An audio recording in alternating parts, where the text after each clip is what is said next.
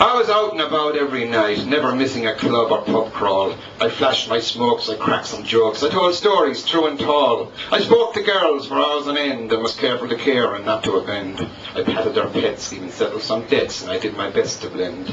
I nurtured my look, I learned how to cook, and I always lavished them praise. I even cried when their old folks died and carried their coffins some of the ways.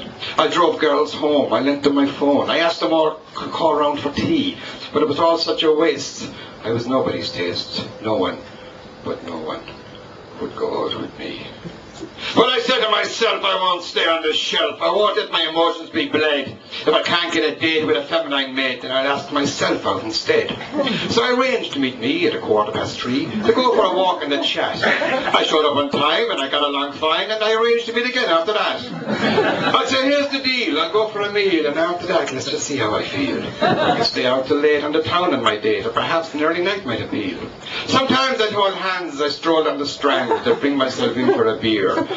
Though when sharing a drink in a corner, I think someone called me a drunk and a queer. But I didn't mind, and neither did I, for I was so happy with me, and I wasn't too shy with people nearby to sit myself up on my knee. I'd walk myself home and linger some more at the front door chatting away. Then I'd take out the key, go in and make tea, and inquire if I wanted to stay.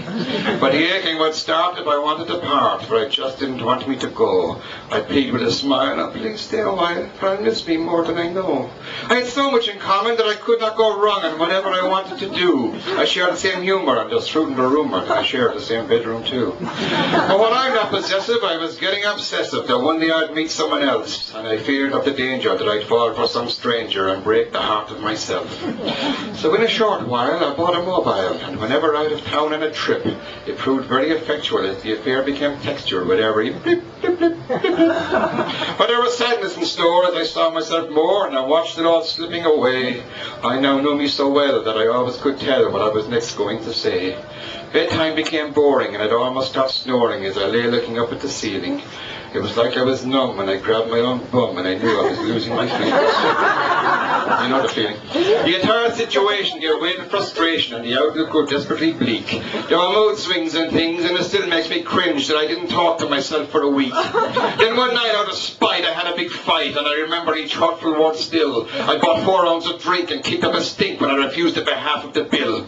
I was both sober and plastered as I called myself bastard, and more names that were not very nice. I aimed a chair at my head, hit the barman instead, and he came round and threw me out. Twice. Out on the street I quickly got to my feet, threw a punch at myself in the mouth, kicked myself in the grind, and a punch in the spine, took a bottle and knocked myself out. I am sad to report it all ended in court, where I sued and was sued for the trouble. The judge hit me a slap of a €500 rap, which he then decided to double. The very next day I went my own way, and never since called back or phoned.